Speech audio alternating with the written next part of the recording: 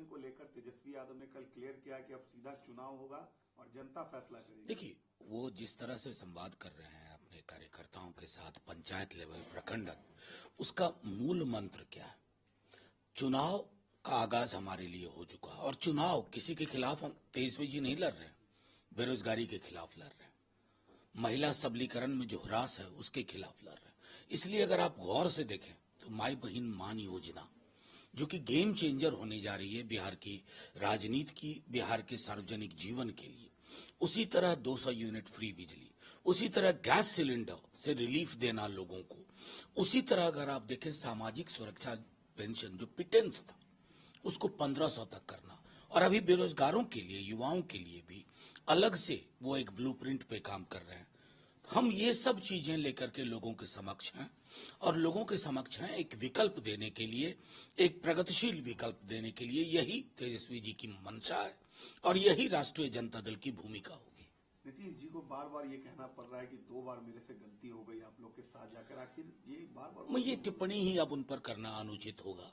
वो इधर आते हैं तो कहते हैं उधर नहीं जाएंगे, उधर से उधर जाते हैं तो कि इधर नहीं आएंगे।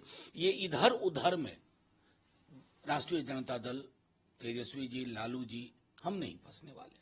हमारे सामने एक ब्लूप्रिंट है, वो ब्लूप्रिंट है बदलाव का, वो ब्लूप्रिंट है कि एक नेटवर्क बिछे एग्रो बेस्ड इंडस्ट्री का, वो ब्लूप्रिंट है महिला सबलीकरण का, वो ब्लूप्रिंट है युवाओं को रोजगार का, और उसी ब्लूप्रिंट पे काम करते हैं। बाकी किनका फुटप्रिंट इधर हो रहा है उधर हो रहा है उससे कोई ताल्लुक नहीं। एनडीए ने तो 225 सीट का टारगेट सेट कर दिया है, आप लोग का टारगेट क्या है? नहीं, हम ज्योतिष नहीं है और ईवीएम मैनिपुलेशन के उस्ताद नहीं है। हम बिहार की जनता के विजडम पे भरोसा करते हैं और हमें यकीन है कि तेजस्वी जी के नेतृत्व में महागठबंधन को मेजॉरिटी मार्क्स से बहुत आगे की सीटें मिलेंगी। बाकी बड़बोरा पल तो इन लोगों का हमने झारखंड में भी देखा है, तो झारखंड में खंड खंड हो गया बरबोलापन।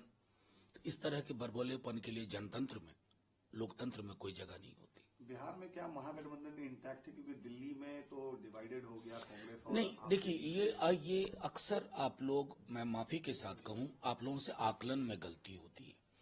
केरल में सीपीएम, केंद्रीय स्तर पर सीपीएम और कांग्रेस एक साथ है, इंडिया ब्लॉक, लेकिन केरल में एक तीसरे का वजूद ही नहीं है। वहां यूडीएफ एलडीएफ, वही वेस्ट बंगाल का है।